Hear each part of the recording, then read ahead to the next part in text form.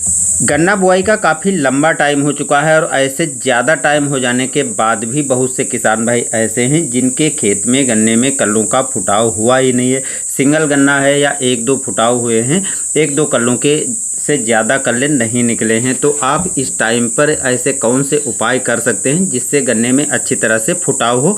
कारण बहुत से हो सकते हैं, खरपतवार हो सकते हैं, सही टाइम पर आप निराई गुड़ाई या जुताई न कर पाएँ और या सही टाइम पर आप सिंचाई न कर पाएँ। तो ऐसे बहुत से कारण बनते हैं। इसके साथ साथ जो खरपतवार होते हैं, तो खरपतवार को अगर दूर करने के लिए आप कोई खरपतवार नाशी का यूज करते हैं तो उसके बाद गन्ना पीला पड़ जाता है। तो पीला पड़ जाने पर ग्रोथ और विकास पूरी तरह से ठप हो जाता है। तो ऐसे में जो उपाय आपको करने हैं वो काफ़ी ध्यानपूर्वक करने हैं और जो तरीके हम बता रहे हैं यदि आप इन तरीकों को कर लेते हैं तो निश्चित ही गन्ने में कल्लों का फुटाव होगा और आपका गन्ना बेहतरीन दूसरे किसानों के तरह ही चलेगा। नमस्कार दोस्तों, मैं सतीश आपका STR खेती में एक बार फिर से स्वागत करता हूं। तो चलिए किसान भाइयों, यहाँ पर हम शुरुआत करते हैं। देखिए, कारण बहुत से होते हैं। पहला कारण होता है कि अगर आप टाइम टू टाइम सिंचाई नहीं करते हैं, जैसे पर्याप्त नमी खेत में नहीं है तो पौधा कमज़ोर हो जाता है, पीला पड़ जाता है, सूखने लगता है, जिसके कारण पौधे का विकास रुक जाता है। क्योंकि पोषक तत्व और भोजन बनाने की प्रक्रिया में पानी बहुत ज़रूरी होता है और जो पौधे को नहीं मिल पाता है, इस कारण से पौधे पर इसका विपरीत प्रभाव पड़ता है और गन्ने में फुटाव रुक जाता है। दूसरा कारण है खरपतवारों का उग जाना। तो अगर खरपतवार भी आपके खेत में हैं तो उसके कारण भी जो पोषक तत्व आपके मिट्टी में है या जो पोषक तत्व आप अपनी फसल के लिए देना चाहते हैं वो फसल को ना मिल करके खरपतवार ले लेते हैं, तो उसको आपको नियंत्रण करना पड़ता है। अब नियंत्रण करने के लिए जो खरपतवार नाशी डालते हैं तो वो खरपतवार तो दूर करता है, इसके साथ साथ पौधे को कहीं ना कहीं कमज़ोर करता है, थोड़ा बहुत इफेक्ट डालता ज़रूर है, जिससे पौधा पीला हो जाता है, पौधे की ग्रोथ और विकास रुक जाती है। ऐसे में जब ग्रोथ और विकास रुक जाती है तो निश्चित ही कल्लों का फुटाव नहीं होता है, क्योंकि भोजन बनाने की प्रक्रिया उसकी बाधित होती है। तीसरा कारण है कि टाइम अगर आप सिंचाई नहीं करते हैं तो ये भी एक कारण बनता है। और चौथा कारण ये भी होता है कि जिस खेत में आप गन्ने की बुआई कर रहे हैं तो ऐसा तो नहीं है कि उस खेत से आपने मिट्टी निकाली है, क्योंकि मिट्टी जिस खेत से आप निकालते हैं उसमें भी ये समस्या आती है। और एक पांचवा बहुत बड़ा कारण होता है, अगर आप गन्ने की बुआई कर रहे हैं और गहरी बुआई कर देते हैं, यानी ऊपर से मिट्टी अधिक डाल देते हैं, तब भी फुटाव बेहतरीन ढंग से नहीं होता है।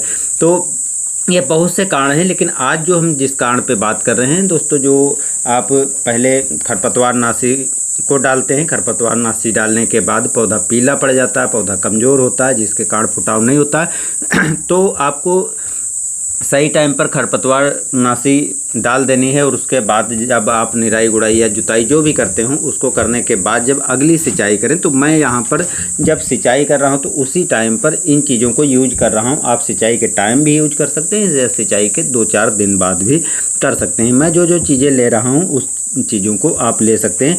मैं एकड़ में मात्रा बता रहा हूँ, हालांकि मेरा खेत थोड़ा एकड़ से कम है तो मैं दूसरी डोज ले रहा हूँ। आपको जो डोज बताने जा रहा हूँ वो एकड़ के हिसाब से बता रहा हूँ।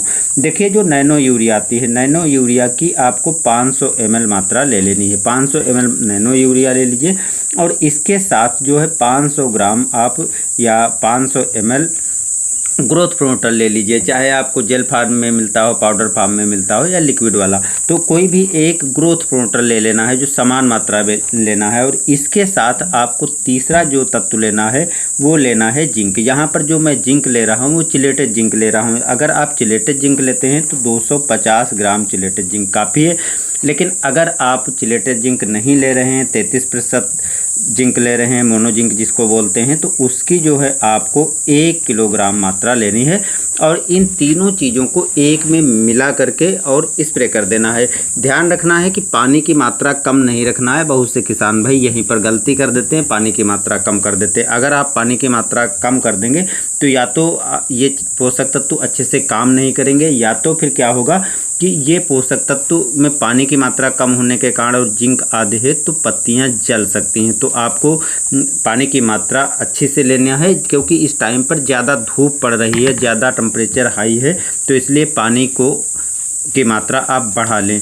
तो इस तरीके से दोस्तों इन चीज़ों को लेकर के और घोल बना करके आपको समान रूप से पौधों पर स्प्रे कर देना है।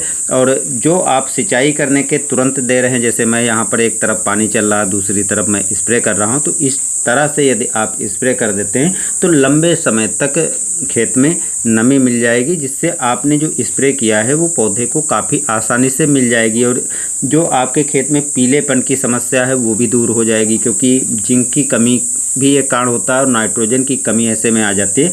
अगर खरपतवार होते हैं तो वो सब पोषक तत्व खींच लेते हैं और नाइट्रोजन की कमी और दूसरे पोषक तत्वों की भी कमी आ जाती है। तो नाइट्रोजन की पूर्ति यहाँ पर करना आपको स्प्रे करके है, क्योंकि मिट्टी में जो नाइट्रोजन देते हैं वो थोड़ा लंबा समय लेती है काम करने में, तो आपको तुरंत ये काम करना है। इसलिए आप नैनो यूरिया डाल दीजिए। अगर आप नैनो यूरिया नहीं डालते हैं तो 2 किलोग्राम आपको जो सामान्य यूरिया आती है उस यूरिया को लेकर के और इस तरीके का घोल तैयार करके और स्प्रे कर देना है। 1 एकड़ में जो पानी की मात्रा लेनी है तो आपको कम से कम 180 से 200 लीटर पानी लेना है, जिससे पानी की मात्रा पर्याप्त रहे और अच्छे से पौधे पर फैल सके जो उर्वरकें आप दे रहे हैं और अच्छे से उनका रिजल्ट मिल सके।